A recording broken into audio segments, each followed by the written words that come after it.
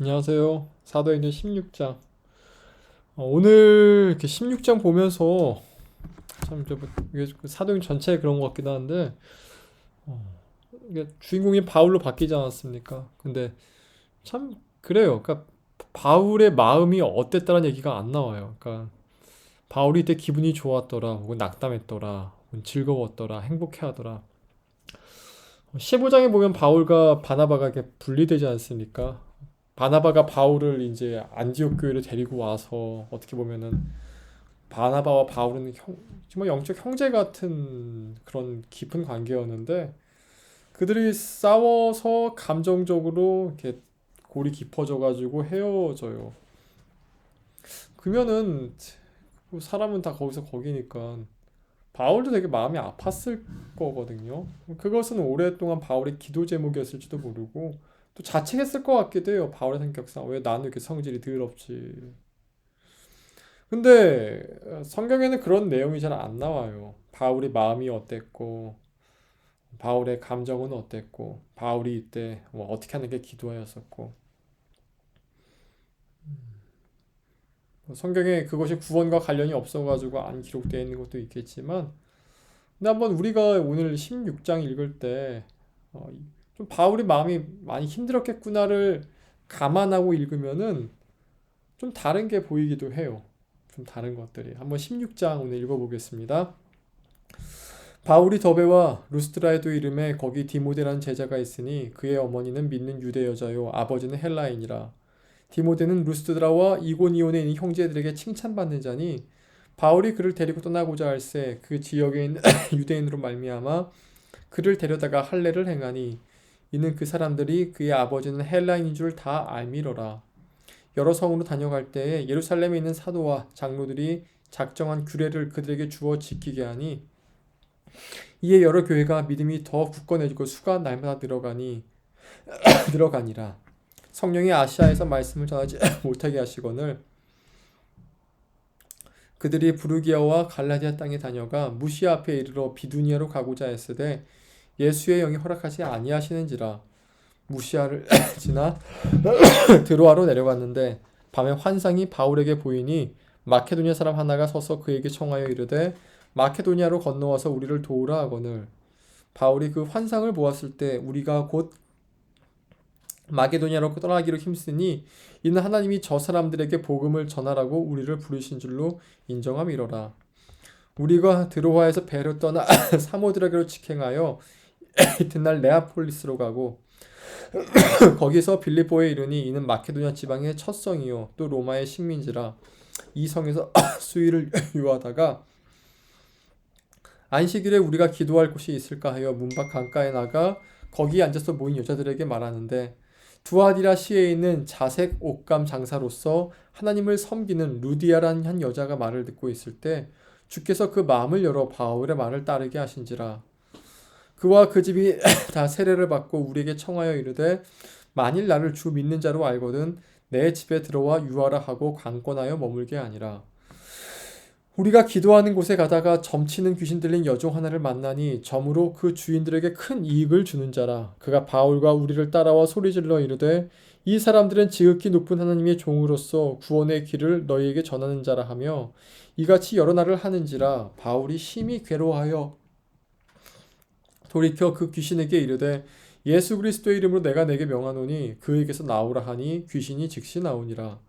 여종의 주인들은 자기 수익의 소망이 끊어진 것을 보고 바울과 신라를 붙잡아 장터로 관리들에게 끌어갔다가 상관들 앞에 데리고 와서 말하되 이 사람들이 유대인인데 우리 성을 심히 요란하게 하여 로마 사람인 우리가 받지도 못하고 행하지도 못할 풍속을 전한다 하거늘 우리가 일제히 일어나 고발하니 상관들이 옷을 찢어 벗기고 매로 치라 하여 많이 친 후에 옥에 가두고 간수에게 명하여 든든히 지키라 하니 그가 이러한 명령을 받아 그들을 깊은 옥에 가두고 그 발을 착고에 든든히 채웠더니 한밤중에 바울과 신라가 기도하고 하나님을 찬송하며 죄수들이 듣더라. 이에 갑자기 큰 지진이 나서 옥토가 움직이고 문이 곧 다 열리며 모든 사람의 매인 것이 다 벗어진지라. 간수가 자다가 깨어 옥문들이 열린 것을 보고 죄수들이 도망한 줄 생각하고 칼을 빼어 자결하려 하거늘 바울이 크게 소리를 질러 이르되 내 몸을 상하지 말라 우리가 다 여기 있노라 하니 간수가 등불을 달라 하고 하며 뛰어들어가 무서워 떨며 바울과 실라 앞에 엎드리고 그들을 데리고 나가 이르되 선생들이여 내가 어떻게 하여야 구원을 받으리이까 하거늘 이르되 주 예수를 믿으라 그리하면 너와 내 집이 구원을 받으리라 하고 주의 말씀을 그 사람과 그 집에 있는 모든 사람에게 전하더라. 그 밤 그 시각에 간수가 그들을 데려다가 그 맞은 자리를 씻어주고 자기와 온 가족이 다 세례를 받은 후 그들을 데리고 자기 집에 올라가서 음식을 차려주고 그와 온 집안이 하나님을 믿음으로 크게 기뻐하니라. 날이 샘에 상관들이 부하를 보내어 이 사람들을 놓으라 하니 간수가 그 말대로 바울에게 말하되 상관들이 사람을 보내어 너희를 놓으라 하였으니 이제는 나가서 평안히 가라 하거늘 바울이 이르되 로마 사람인 우리를 죄도 정하지 아니하고 공중 앞에서 때리고 옥에 가두었다가 이제는 가만히 내보내고자 하느냐 아니라 그들이 친히 와서 우리를 데리고 나가야 하리라 한데 부하들이 이 말을 상관들에게 보고하니 그들이 로마 사람이라는 말을 듣고 두려워하여 와서 권하여 데리고 나가서 그 상에서 떠나기를 청하니 두 사람이 옥에서 나와 루디아의 집에 들어가서 형제들을 만나보고 위로하고 가니라. 아멘. 바울이 바나바와 심하게 다투어서 헤어졌습니다. 그런데 바울의 마음이 분명히 상했을 텐데 바울이 그럼에도 불구하고 계속해서 복음을 전하러 나가요.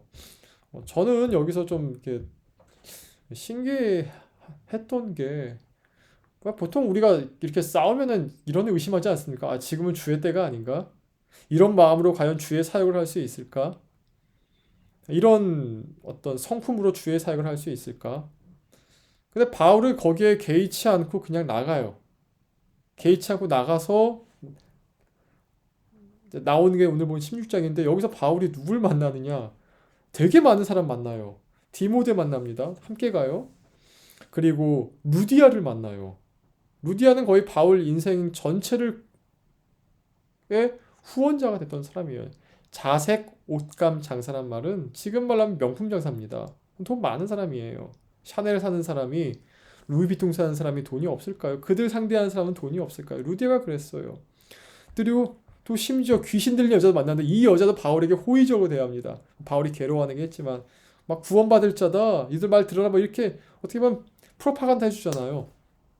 거기에 마지막으로 빌립보 감옥에 갇혔을 때 간수가 구원받게 되고 함께 바울의 사역에 동참하게 되죠.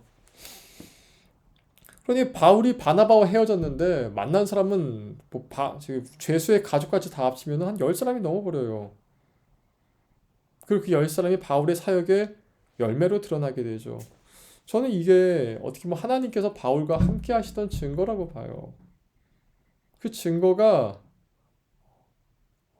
가기 전에도 나왔지만 비록 바나바와 싸우고 헤어져서 어떤 불완전하고 부족한 모습이라 할지라도 계속해서 바울이 그 길을 걸어갈 때 나왔던 거죠.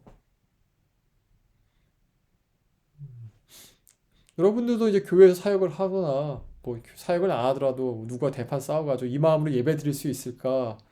이렇게 상한 마음으로 주 앞에 나아가는 게 맞을까? 맞아요. 사실 성경은 상한 마음인 게 더 나으라고 얘기하죠. 상한 마음이기 때문에 주님은 상한 마음을 멸시하지 않으신다고. 상한 마음, 뭔가 부족한 마음, 뭔가 화가 나고 뭔가 제대로 정돈되지 않은 마음으로 주께 나아간다 할지 주님 그 멸시하지 않으세요.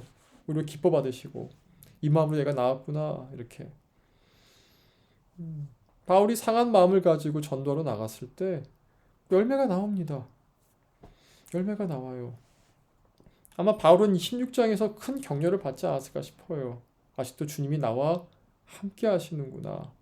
예수님이 서로 사랑하는 말을 얼마나 강조한지 분명히 알았을 바울인데도 불구하고 그것을 지키지 못했을 때 너무 힘들었음에도 불구하고 아직도 주님이 나와 함께 하시는구나라는 그 증거는 바울의 인생에 나오고 있다는 것이죠. 이게 바울에게 큰 위로였을 거라 생각을 해요. 여러분은 언제 위로받으세요? 사람이 와가지고 격려해주고 뭐 그것도 위로라고 생각합니다.